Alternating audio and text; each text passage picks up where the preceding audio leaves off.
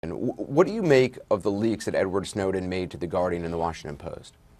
Here we have a situation where clear proof has been offered to something that I and many other technical civil rights campaigners have been speaking about over the last 5 years, and that the oversight of this process is done in secret, the policy is secret, that it's not a case of looking at a particular suspect and deciding to apply surveillance to them as we once did in the past, but rather just bulk arbitrary drift net fishing across not just Americans but essentially the whole of the human race. The U.S. government, though, as you know, and President Obama himself has said, look, we're not listening to Americans' phone conversations. This is kind of data mining. This gives an overview, and then it allows you to kind of look at patterns and to try to trace down individuals who you have suspicions about. And they point to the case of Najibullah Azazi, who they say this program helped to apprehend and prevent bombings in, another terror attack in New York. Do you see no validity to a secret program like this?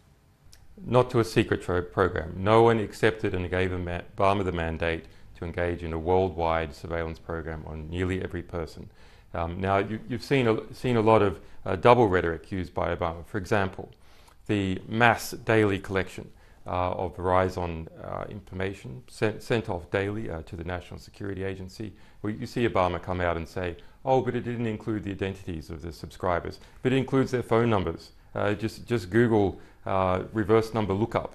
Every police agency, even you yourself, can go out there and do a reverse number lookup. So this is the sort of duplicity in the conversation, which means you can't trust any sort of statement that the White House is making on the issue. Of course, in particular cases where there is sufficient evidence, it is right to surveil some people for some amount of time.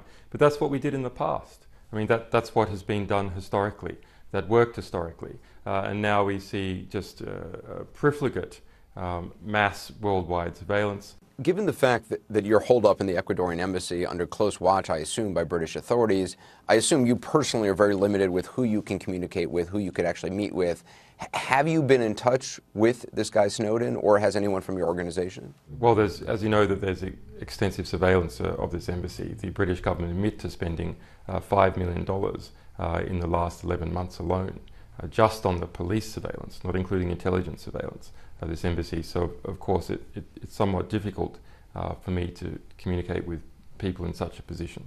But we have been monitoring the situation very closely, and of course, I have a lot of personal experience in situations, so does the organization, and we're trying to help in the limited ways that we can. Would you advise him to remain in Hong Kong? We don't know where he is now. I mean, is that, what is his best bet moving forward? Well, we don't know all the strategy that Snowden and perhaps the journalists and his advisors have put together. I hope that there is something really solid there. But looking at it from the surface, I would strongly advise him to go to Latin America. Latin America has shown the past 10 years that it is really pushing forward in human rights. There's a long tradition of asylum. When WikiLeaks published the huge trove of communications and documents that Bradley Manning allegedly provided to you, many in the administration and in Congress very publicly and loudly said this caused tremendous damage to the U.S., put hundreds of people at risk. What's interesting is that since then, and if you do research on it, U.S. officials have actually said that the information WikiLeaks published did not really significantly compromise U.S. security. I read an article in 2010, then Defense Secretary Bob Gates said the revelations were embarrassing and awkward, but he's called them, quote, fairly modest in terms of the consequences on U.S. foreign policy. There was talk about, well, this is going to hurt Afghans. They're going to get attacked by the Taliban because of some of the revelations. An official told CNN, I think it was in 2010, that they didn't have to move any Afghans because of the revelations. And yet, Bradley Manning is facing life in prison for potentially aiding the enemy. Do you see a contradiction there? You're correct to point out that even if we then move to the speculative harm, actually NATO officials in Kabul told CNN they couldn't even see someone who needed to be protected from the speculative component. What is a travesty about the Bradley Manning prosecution is that the defense has received preemptive bans on their argument. They have been cut off at the knees. They are not able to tender any evidence that there has been no harm.